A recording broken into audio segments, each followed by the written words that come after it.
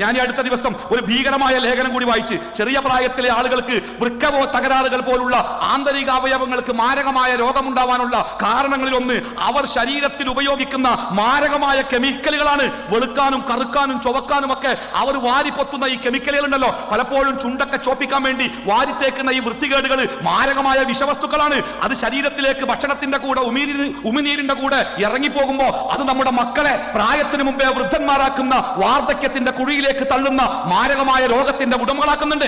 അപ്പോ രക്ഷിതാക്കൾക്ക് പറയാണ്ട്, എന്താ ഉസ്താദേ പറഞ്ഞിട്ട് കാര്യമല്ല, ഞാൻ പറഞ്ഞു തോറ്റു ഇപ്പോഴും അങ്ങനെ പോവുള്ളൂ, ഞാൻ എന്താ ചെയ്യാ? അവിടെയാണ് രക്ഷിതാക്കളെ നമ്മുടെ മക്കളുടെ തെർബിയത്ത്, അവരെ വളർത്തുക എന്നത്. പലപ്പോഴും നമ്മളെന്താ പറയാറോ, ഉസ്താദേ അടക്കയാണെങ്കിൽ മടിയിൽ വെക്ക, കവുങ്ങായാൽ എന്താ ചെയ്യാ? പൊന്നാര മാതാപിതാക്കളെ, അല്ലാഹു തആല നമുക്ക് മക്കളെ തന്നത് കവുങ്ങുകളായിട്ടല്ല, നല്ല അടക്ക പരുവത്തിലാ തന്നത്. വെറും അടക്കയല്ല, കളിയടക്ക, നെക്കിയാൽ പൊട്ടുന്ന പരുവത്തിലാ അല്ലാഹു നമുക്ക് മക്കളെ